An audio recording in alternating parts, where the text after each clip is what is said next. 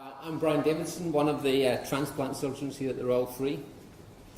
I'd like, first of all, to thank David, if he's not already left, for the Trust's support for this group of meetings. Now, this, as you'll probably see from my talk, is not a scientific meeting. The intention is not for us to go into the science of should we do X or should we do Y.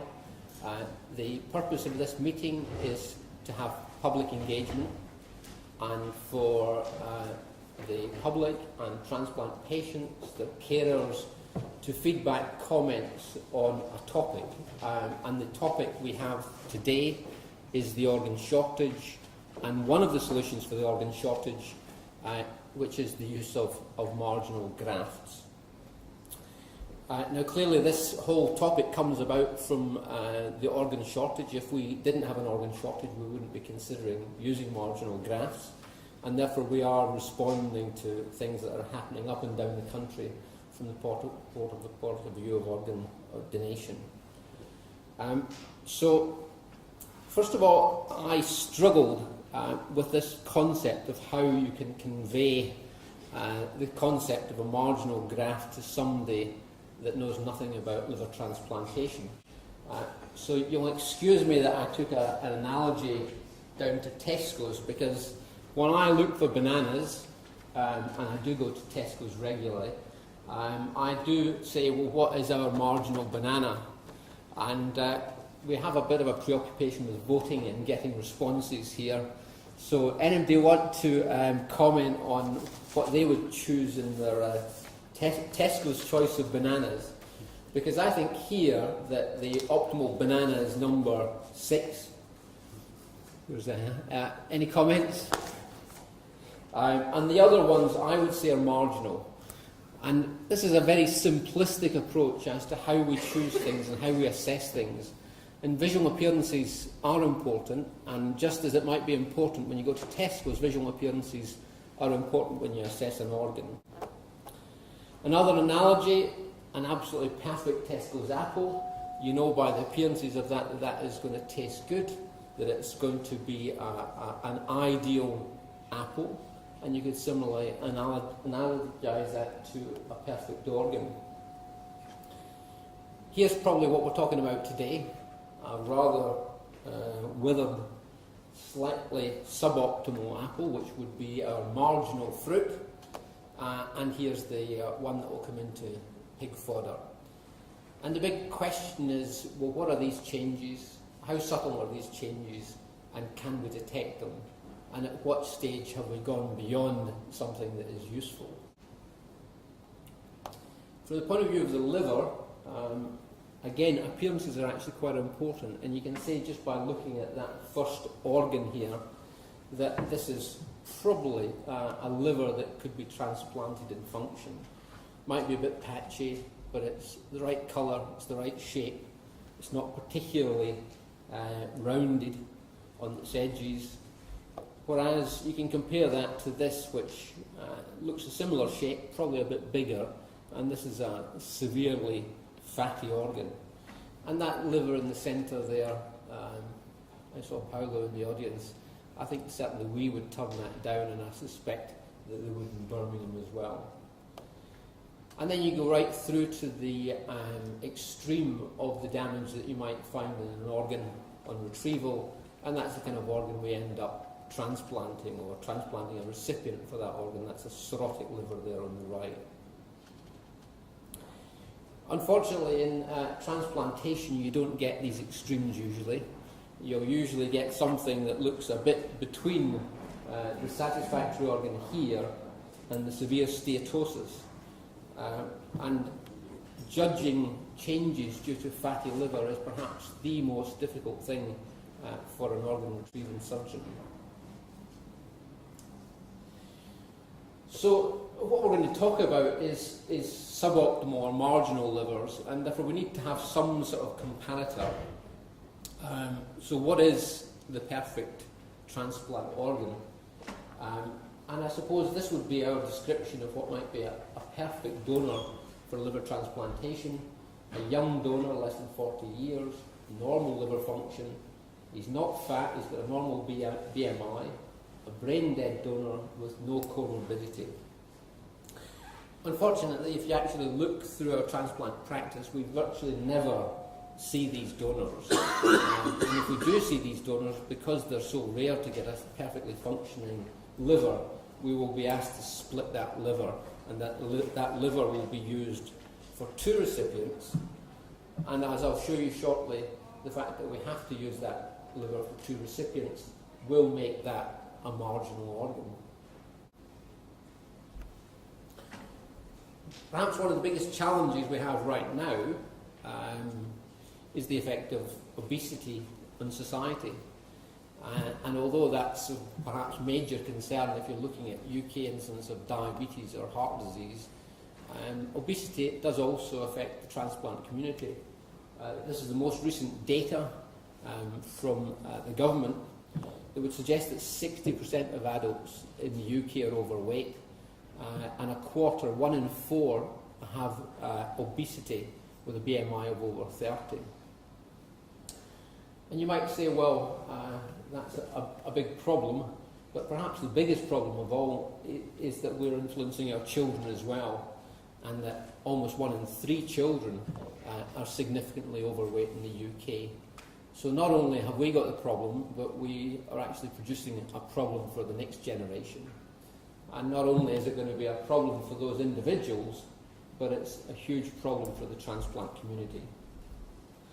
Now, why is that? Well, the reason for that is that if you have fat in your donor liver, this is one of the causes of a marginal graft.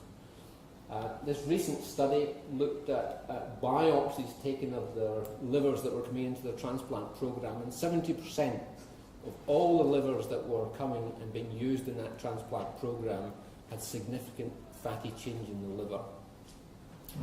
And you can correlate that fat within the liver with measures of outcome or aspects of the donor. For example, those fatty livers were associated with patients that were overweight, patients with a high BMI, and significantly they were more common in male donors. And the impact of the fat in those donors is very significant. Non-function of that liver after transplantation is significantly more common with a fatty donor.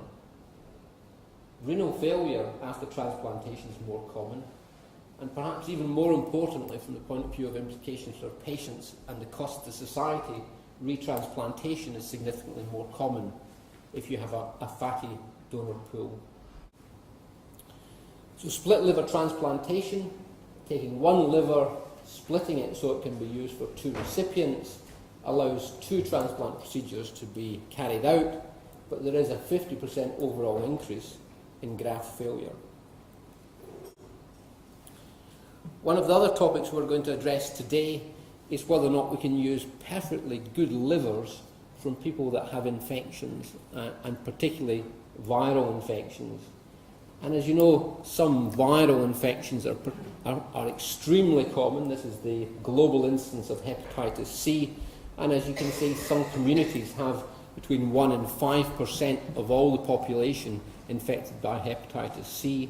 Should we use these organ donors, and who should we use them for? That's going to be addressed later in the day.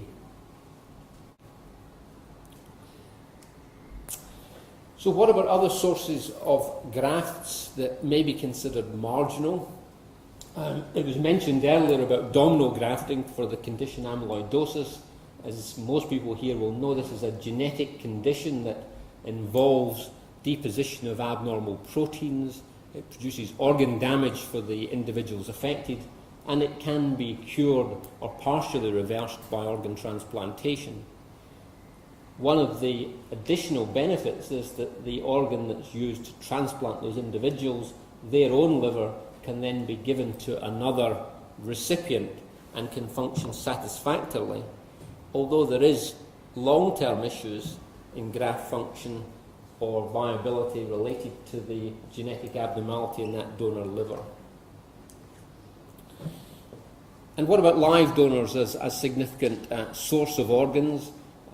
Are we pursuing this in the UK? Well, there was 30 live donor transplants in the last year, So it's fairly small potatoes in comparison to the other sources of donated organs. And the utilisation of live donors, where a portion of one, usually a relative, would be given to another individual, is actually decreasing in the UK. There was almost a 20% decrease over the last year. So again, it's relatively small related to liver transplantation, although quite an important factor if you look at the bigger picture of renal transplantation. So we can discuss perhaps some of the issues that are associated with a marginal graft, but when it comes down to the nitty-gritty, there's very many unanswered questions. For example, is there a test for a marginal liver? And the answer, I think, is no. Can we detect marginal livers? And I would say not always, but we can usually predict which ones have a risk. Should we use them? I think that the whole idea of this meeting is for people to discuss and decide whether or not we should use them, and if so, which marginal livers we should use. And I think that I was speaking to Colin Green from Northwick Park about the question of whether or not I'm going to put any research aspects into this talk. I promise not, but I think there is an issue of whether or not you can make these marginal livers better, and I'll briefly mention how you might do that. So why are we so preoccupied by marginal livers? Well, everybody in this room will probably know that the main reason is the number of people waiting for transplantation is far greater than the number of transplants we perform. And in the UK, we have about 10,000 patients waiting for transplantation. We have 10% of those patients that die while waiting for an organ, and that equates to 3 deaths per day in the UK waiting for an organ. And therefore, improved organ donation is vital. The UK initiative in organ donation has improved organ donation rates. The most recent figure, I think, is about 35% increase over the last 5 years, and that we're going to hear some more about this aspect today. But the trend in transplantation for the liver in the UK is the increased use of marginal organs, and that is at considerable risk both to patients and cost for the transplant groups. And this is one illustration of our increased use of marginal livers. This is the use of donated after cardiac death donors, and you can see over the last 10 years in dark blue here the phenomenal increase in the use of DCD grafts, which I think we would all agree are very marginal organs.